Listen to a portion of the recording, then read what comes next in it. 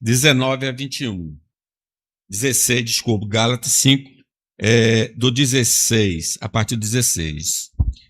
Digo-vos, porém, andai no Espírito, e jamais satisfareis a concupiscência da carne. Porque a carne milita contra o Espírito, e o Espírito contra a carne, porque são opostos entre si, para que não façais o que porventura seja do vosso querer. Mas se sois guiados pelo Espírito, não está sobre a lei. Ora, as obras da carne são conhecidas e são prostituição, impureza, lascívia, idolatria, feitiçarias, inimizades, porfias, ciúmes, iras, discórdias, dissensões e facções, invejas e bebedices, glutonarias e coisas semelhantes a estas, a respeito das quais eu vos declaro, como já outrora vos preveni, que não herdarão o reino de Deus os que tais coisas praticam. Amém. Irmãos, precisamos estar atentos. A nossa fé não é alvo apenas de exércitos malignos, como falamos das tentações do diabo. Existe um adversário íntimo dentro de nós e persiste que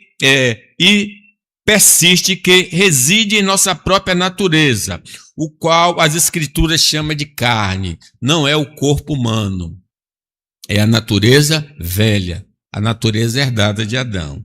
Este é um oponente com o qual somos obrigados a viver até o último fôlego da nossa vida. Na verdade, nós dormimos com o inimigo. Ele está dentro de nós. Por isso, a nossa vigilância deve ser redobrada, pois o conflito mais perigoso não é aquele que vem de fora, o mundo e o diabo, mas o que nasce dentro do nosso próprio coração. É fundamental, então, compreendermos nossa posição atual.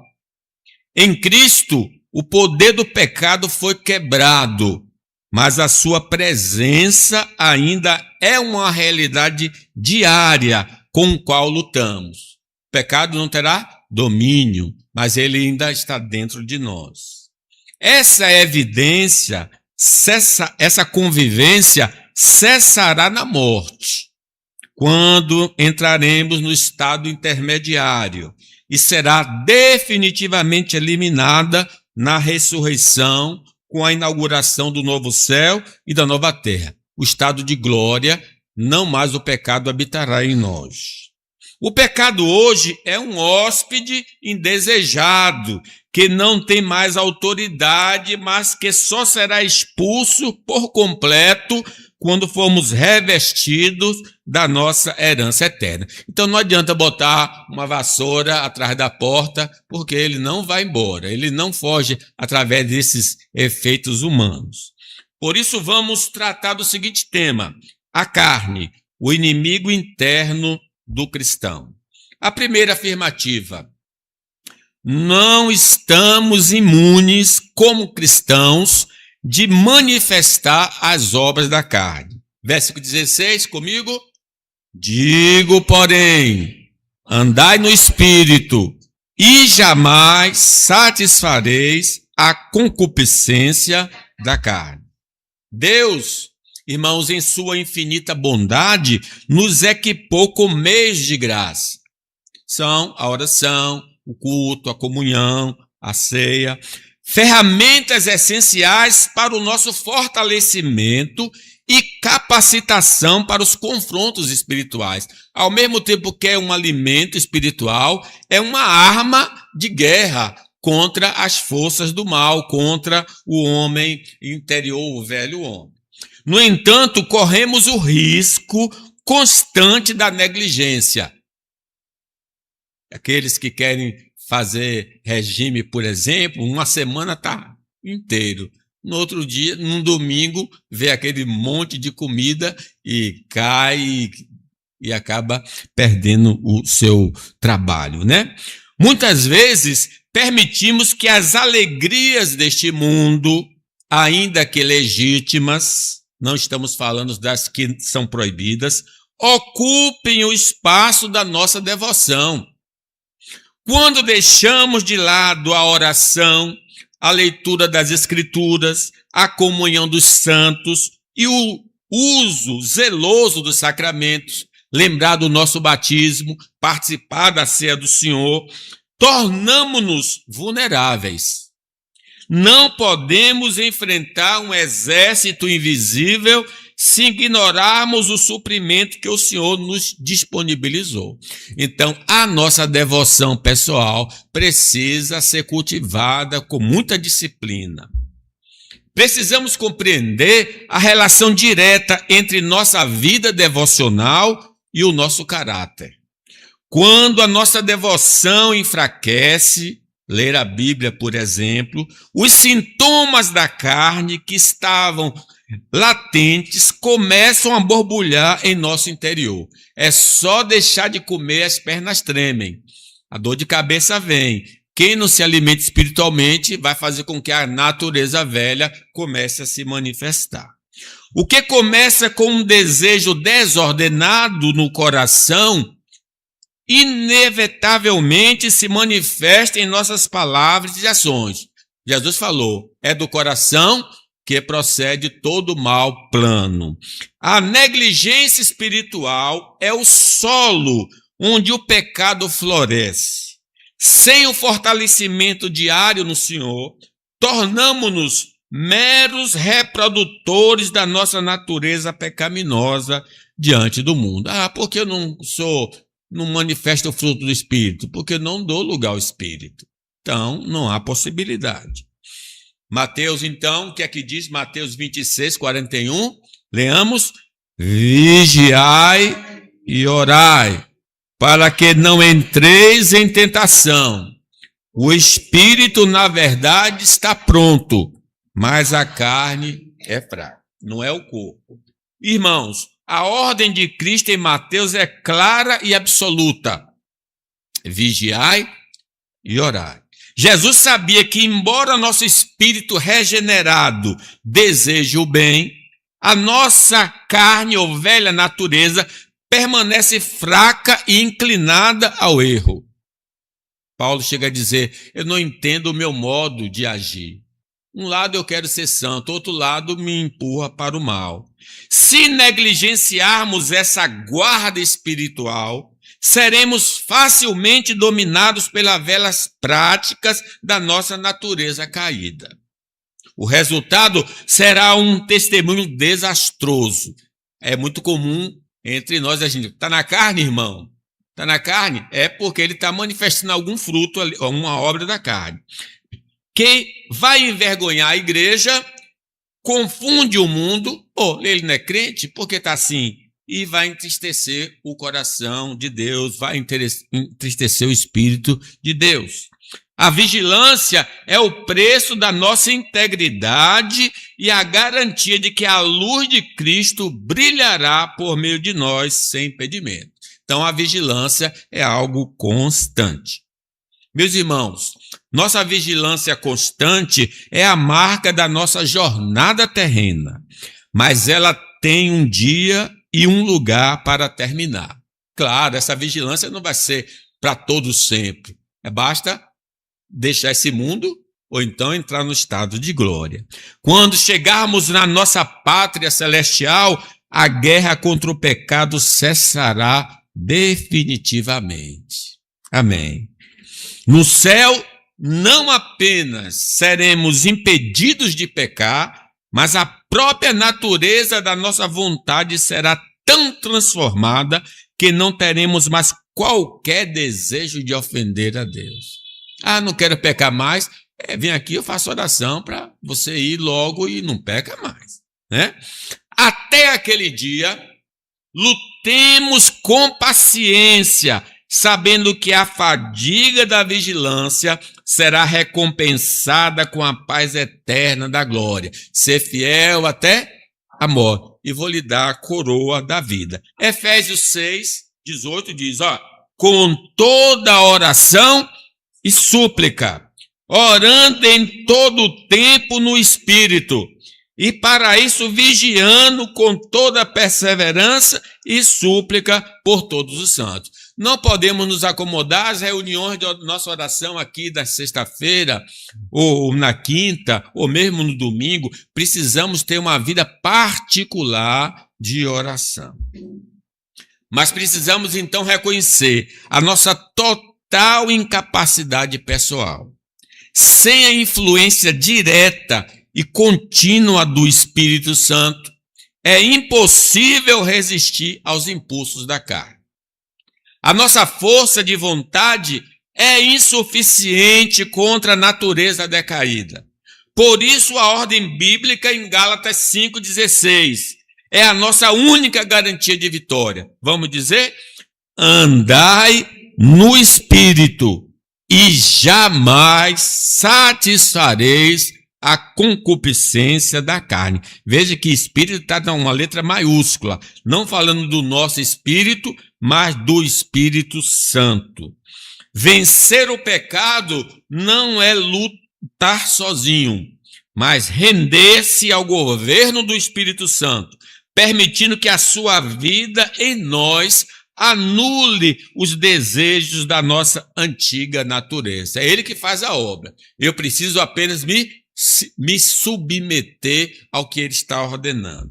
Dentre as coisas que ele nos ordena é o cultivo da vida espiritual. Até mesmo os grandes heróis da fé no Antigo Testamento enfrentaram momentos de fraqueza ao negligenciarem a vigilância. Noé, por exemplo, foi um homem que se tornou vulnerável à questão do álcool, diz aí Gênesis. Sendo Noé lavrador, passou a plantar uma vinha. Bebendo do vinho, embriagou-se e se pôs nu dentro de sua tenda. Cã, pai de Canaã, vendo a nudez do pai, fê-lo saber fora aos seus 2 irmãos. Noé era cheio de graça, mas caiu na obra da carne, bebedices. De acordo com Gênesis, após estabelecer-se como agricultor e plantar uma vinha, ele embriagou-se com o próprio vinho e ficou exposto em sua tenda, que de fato é uma vergonha. Aquele irmão da igreja, caído ali no chão, cai de álcool, é uma coisa vergonhosa, né? Esse momento de fragilidade foi presenciado por seu filho Cã, que acabou expondo a situação aos seus irmãos. Para nós, cristãos, a raiz da dependência química reside no momento em que permitimos que a nossa velha natureza assuma o controle, sobrepondo-se temporariamente à nossa vida em Cristo. Lembre-se que não é só uma questão de alcoolismo ou maconha, mas até um Rivotril, por exemplo. O Rivotril é um medicamento que o médico dá quando a pessoa está com dificuldades emocionais, né? Então dá para a pessoa relaxar um pouco. Mas eles advertem, olha, isso não pode tomar todo dia, porque vai tornar a pessoa dependente do medicamento. Então pode ser drogas lícitas também, né? Isso ocorre quando deixamos de nos submeter ao Espírito Santo, permitindo que a carne passe a exercer influência sobre nossos desejos e ações, como aconteceu com Noé. No caso dos não convertidos, a escravidão à carne constitui o fator determinante da sua dependência química, uma vez que não possui a nova natureza em Cristo para resistir aos impulsos pecaminosos. Então, o homem que não conhece Jesus é escravo da carne e pode manifestar essas obras. O crente pode manifestar se não dá lugar ao Espírito Santo. Quando negligenciamos a orientação do Espírito Santo em nosso cotidiano, tornamo-nos vulneráveis ao descontrole emocional. É outra área, assim como ocorreu com Moisés. Interessante, embora fosse o homem mais manso da terra, e vocês vão perceber que o fruto do Espírito é mansidão, ele sucumbiu ao destempero diante da rebeldia do povo. Em vez de apenas falar à rocha, como o Senhor havia ordenado, Moisés deixou-se levar pela indignação e feriu a rocha 2 vezes. Imagine, a carne operou ali naquele momento na vida de Moisés. Essa desobediência, então, fruto de um momento em que a carne prevaleceu sob a instrução divina, impediu que ele conduzisse o povo à terra prometida, revelando que até o mais manso dos homens precisa de vigilância constante. Como cristãos, é nosso dever discernir se o descontrole de nossos sentimentos possui uma raiz patológica. Às vezes a gente está com deficiência de vitaminas e minerais, aí você pode ficar irritadiço, zangado, descontrolado, porque o corpo está precisando de certos elementos que nós não estamos dando. Ou então alguma patologia, né, mental, os neurotransmissores estão desequilibrados, a pessoa pode ficar irritada. Então, se o caso de descontrole emocional está existindo, tem de procurar um médico. Tem de ir lá fazer os exames e ver qual é a origem desse descontrole emocional.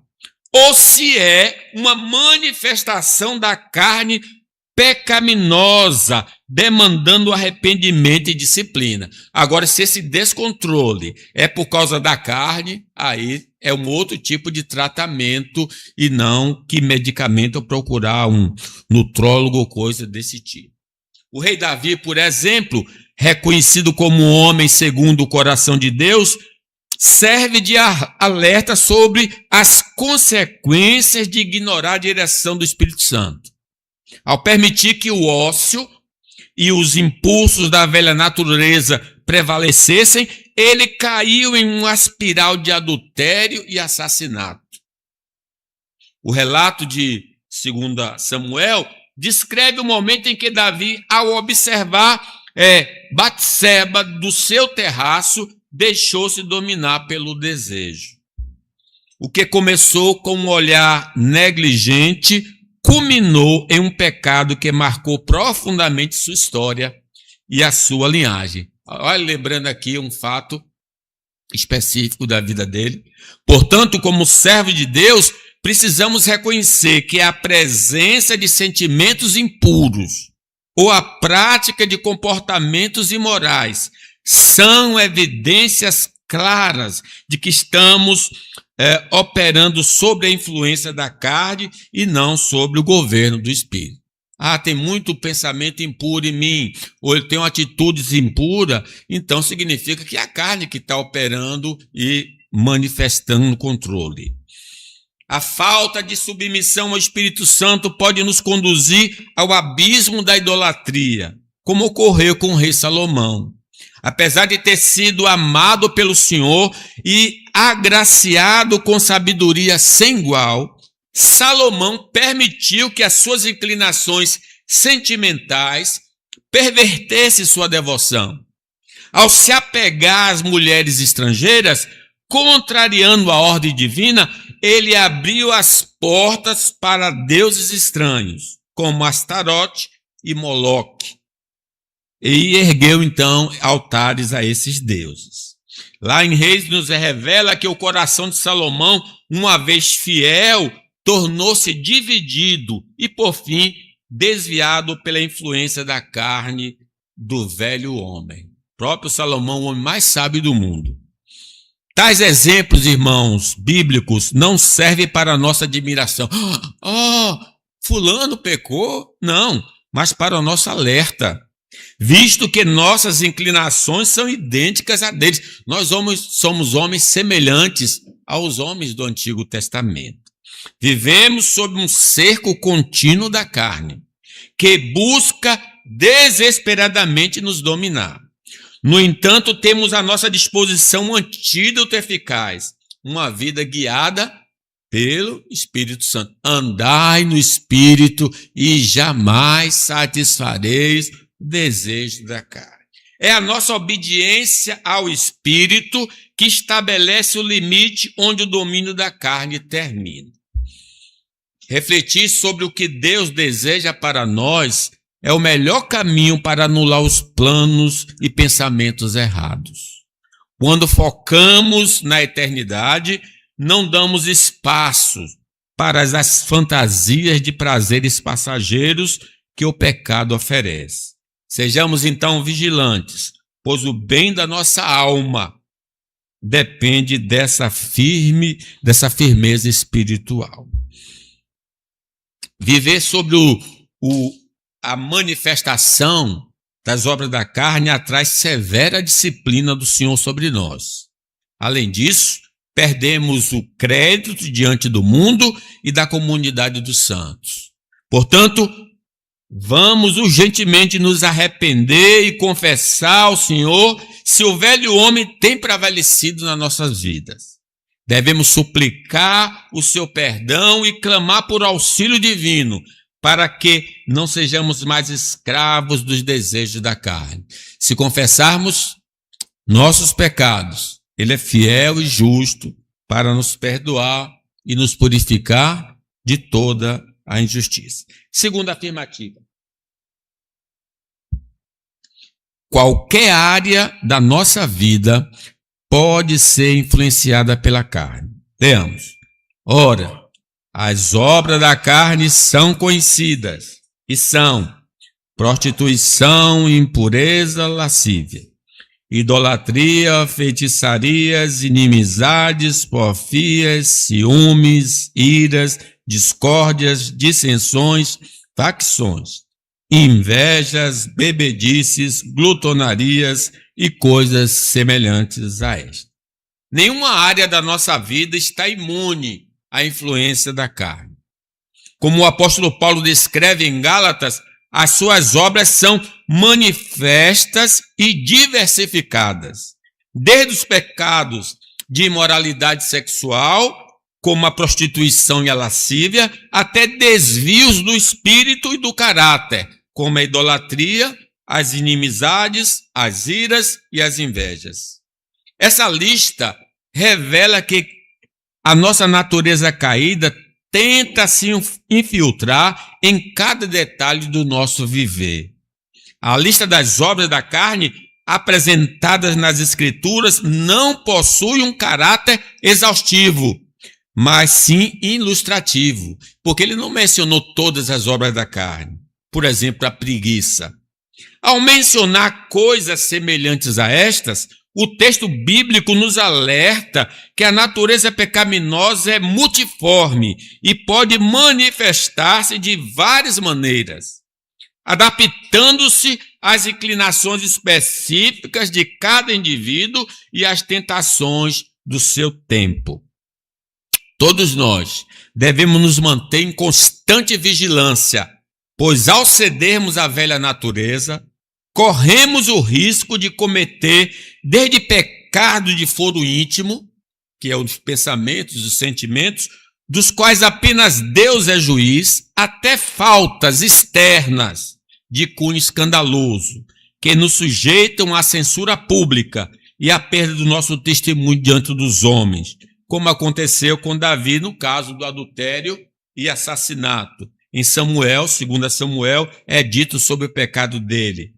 Mas posto que com isso desse motivo a que blasfemasse os inimigos do Senhor, também o filho que te nasceu morrerá.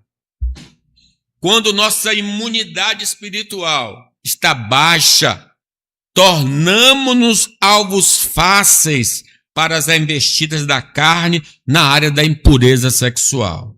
Gálatas 5,19. As obras da carne são conhecidas e são prostituição, impureza, lascívia. O apóstolo Paulo adverte que as obras da carne da natureza caída são manifestas e começam justamente por este campo: a prostituição, a impureza e a lascívia. Sem o fortalecimento do espírito, essas inclinações encontram o terreno fértil para se tornarem comportamentos dominantes. Deus estabeleceu a sexualidade como uma expressão exclusiva entre o homem e uma mulher, restrita ao contexto da aliança matrimonial. Portanto, qualquer prática sexual que ocorra fora deste princípio é considerada biblicamente uma relação ilícita e um desvio do propósito divino. O padrão, irmãos, divino para a sexualidade não é repreensão, mas a celebração dentro da aliança. Deus não proíbe o sexo. Deus criou o sexo e criou para a sua glória e seu louvor. Por isso, o livro que mais trata desse tema é Cantares. E vejo então o que é que diz Cantares, mostrando assim que o sexo não é algo vergonhoso. Diz lá em Cantares: como você é bela, minha querida, como você é linda, como seus olhos brilham de amor atrás do véu. Os seus cabelos ondulados são como um rebanho de cabras descendo as montanhas de Gileade. Lembre que a linguagem é de lá, então isso era um elogio, não é? Os seus seios parecem duas crias gêmeas de uma gazela, pastando entre os lírios. Como são deliciosas as suas carícias, minha namorada, minha noiva. O seu amor é melhor do que o vinho, o seu perfume é mais agradável que existe. Os seus lábios têm gosto de mel, minha querida. A sua língua é para mim como leite e mel, e os seus vestidos têm um cheiro dos montes Líbanos. Minha noiva, meu amor, você é como um jardim cercado e fechado, é uma fonte particular, mostrando que não é proibido o sexo entre os casais, né? O homem e a mulher no contexto do casamento. Vemos a exaltação da beleza e da intimidade entre o noivo e a noiva. Ao descrevê-la como um jardim cercado e uma fonte particular, a palavra reforça que a doçura e as carícias do amor são exclusivas e protegidas. Fora desse jardim, a sensualidade se torna uma obra da carne. Dentro dele é uma bênção santificada por Deus. Então, fora do relacionamento conjugal. A sensualidade visual, por exemplo, é uma expressão lícita e santa quando restrita à intimidade do casal. No entanto, fora do matrimônio, ela se transforma em um estímulo inapropriado, utilizado pela natureza pecaminosa como ferramenta de sedução. O que diz Provérbios 7:10? Eis que a mulher lhe sai ao encontro, com veste de prostituta e astuta de coração. Em Provérbios, ilustra-se esse perigo ao descrever a mulher que sai ao encontro do jovem com veste de prostituta e astúcia no coração, visando não o amor, mas a queda espiritual e moral do próximo. Então, quem se veste assim, fora do casamento, pode repensar esse seu manequim, né? O adultério não deve ser visto como uma consequência da monogamia. Ah, só porque tem uma mulher, então eu adulterei. Davi tinha 7 e mesmo assim adulterou. Mas sim como um fruto do desejo lascivo da nossa velha natureza. O exemplo do rei Davi é irrefutável. Embora tivesse 7 esposas, sua busca por Batseba demonstra que a carne não se satisfaz com o que é lícito.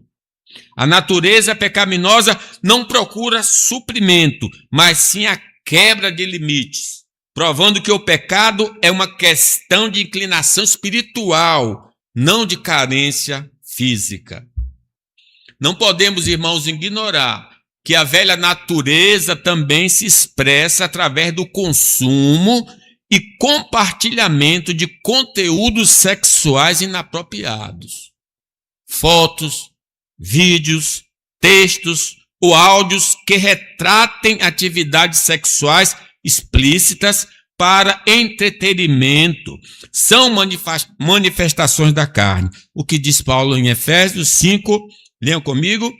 Vocês, arte do povo de Deus. Portanto, qualquer tipo de imoralidade sexual, indecência ou cobiça não pode ser nem mesmo assunto de conversa entre vocês.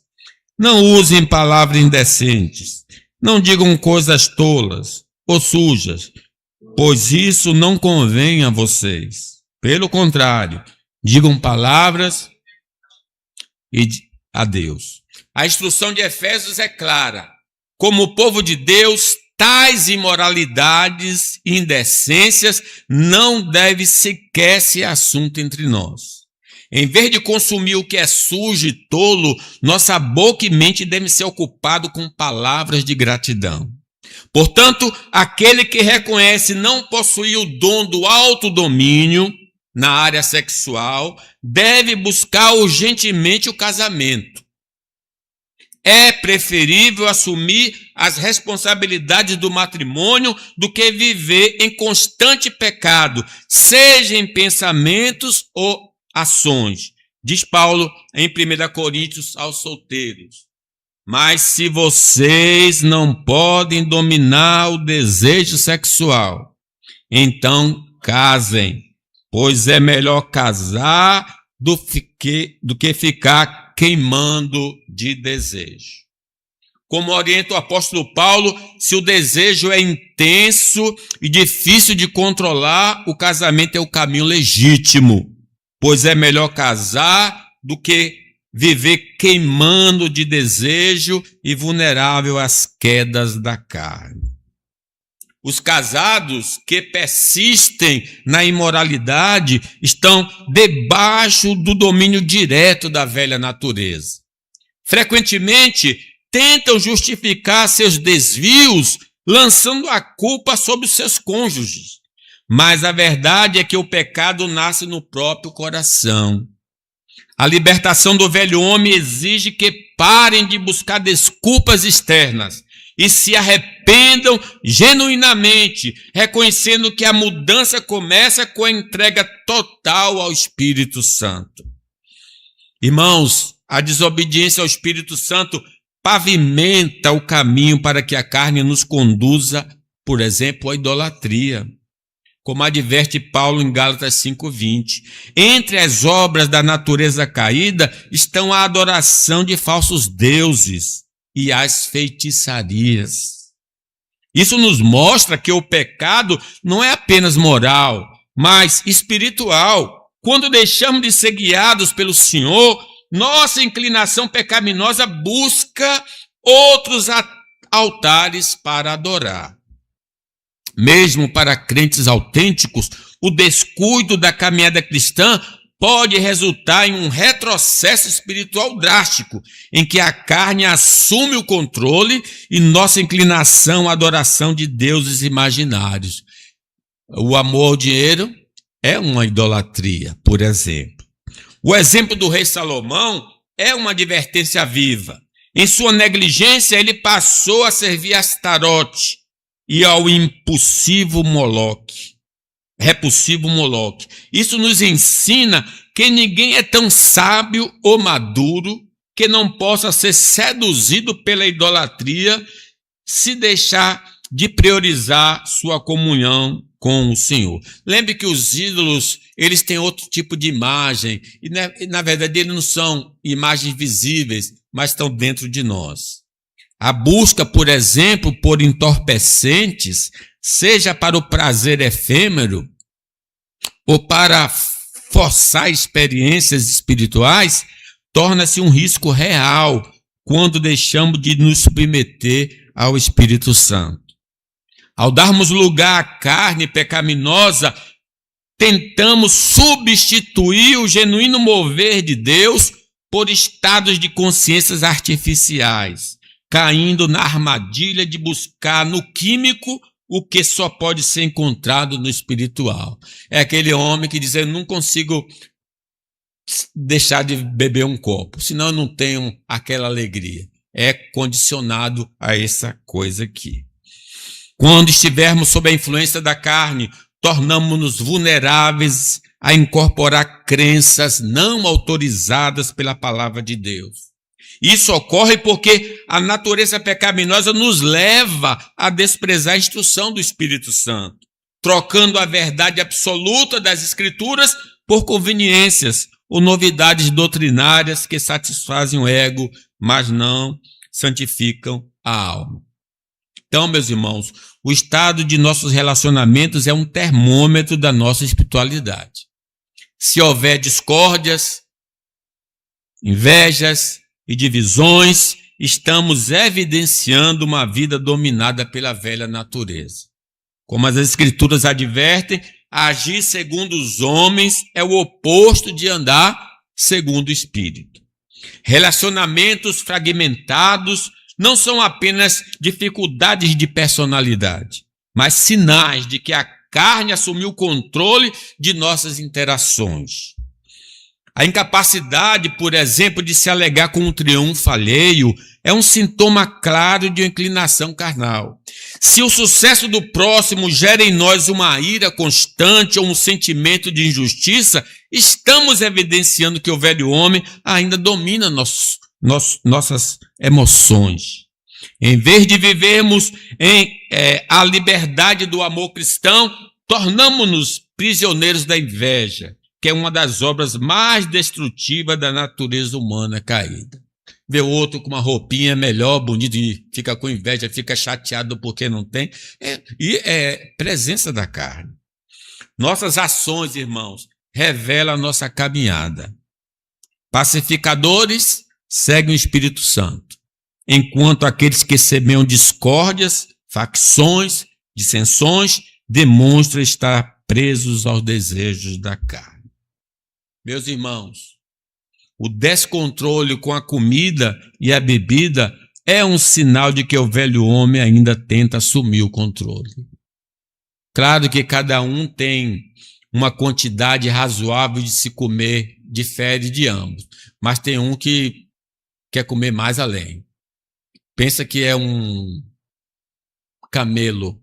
O camelo tem 2 estômagos, né? Tem um e tem um de reserva. Você não tem um de reserva, só tem um.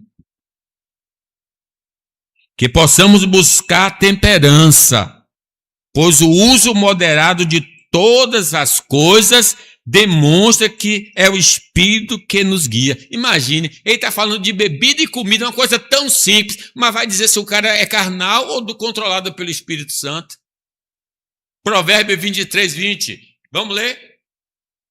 Não esteja entre os beberrões de vinho, nem entre os comilões de carne, porque o beberrão e o comilão caem na pobreza, e a sonolência cobrirá o homem de trapos. Como podemos notar, não há área da vida imune à influência da nossa natureza carnal.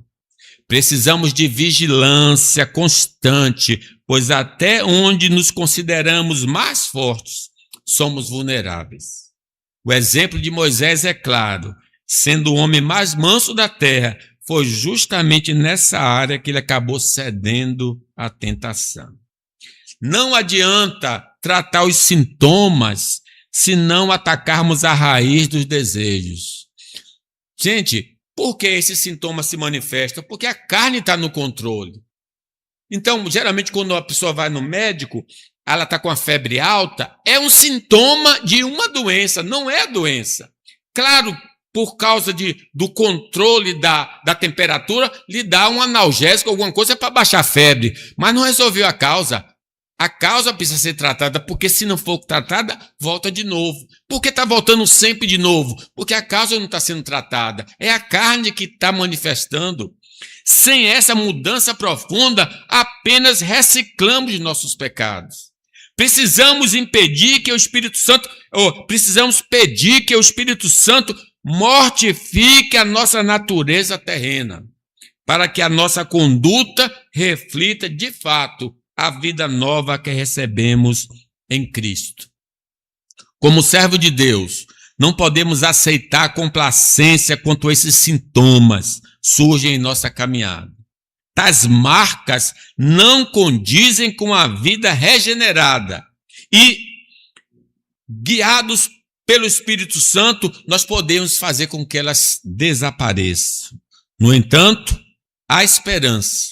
Se reconhecermos nossas falhas e confessarmos nossos pecados, Ele é fiel e justo para nos perdoar e nos purificar de toda a injustiça. As obras da carne, irmãos, então, são identificadas pela desobediência aos mandamentos do Senhor. Vamos ler 19? As obras da carne são conhecidas e são prostituição, impureza, lascívia, idolatria, feitiçarias, inimizades, porfias, ciúmes, iras, discórdias, dissensões, facções, invejas, bebedices, glutonaria. As obras da carne manifestam-se essencialmente na desobediência aos preceitos de Deus. Elas são a expressão visível de uma natureza que resiste ao governo do Senhor. Não importa a esfera em que a natureza carnal se manifeste, seja nas palavras, nos sentimentos ou nas atitudes, ela sempre representa uma violação dos mandamentos divinos. Olha o que Paulo diz em Efésios 4. Por isso, deixando a mentira, fale cada um a verdade com o próximo, porque somos membros um dos outros. Irai-vos, não pequeis. Não se ponha um sol sobre a vossa ira, nem deis lugar ao diabo. Aquele que furtava, não furte mais. Antes trabalhe, fazendo com as próprias mãos o que é bom, para que tenha com que acudir ao necessitado. Não saia da vossa boca nenhuma palavra torpe, e se unicamente a que for boa para a edificação, conforme a necessidade, e assim transmita a graça aos que ouvem. Essas práticas carnais, como o furto, a mentira e o ressentimento, são ataques diretos às virtudes cristãs. Por isso, a orientação bíblica é radical. Devemos lançar fora toda amargura, ira e malícia. No lugar desses vícios, somos chamados a cultivar um coração benigno e compassivo, exercendo perdão mútuo, tendo como a nossa maior referência o perdão que o próprio Deus nos concedeu em Jesus. Porém, se não temos conhecimento do que agrada a Deus e o que lhe deixa zangado, vamos conhecê-los por meio da meditação das Escrituras Sagradas. O que é certo e o que é errado? A palavra de Deus. Essa meditação só alcançará seu propósito se for acompanhada pelo Espírito Santo, pois é Ele quem ilumina nosso entendimento e nos guia a toda a verdade. Eu vou parar por aqui, meus irmãos, mas eu quero lembrá-los que essa luta todos nós batalhamos. Todos nós estamos entrando nesse conflito. Se vacilar, vai para um lado, esquerdo ou direito. Mas que Deus tenha misericórdia dessa igreja e possa ser vigilante e orar e cultivar a vida espiritual, para que os irmãos possam andar sempre em novidade de vida. Que Deus nos abençoe.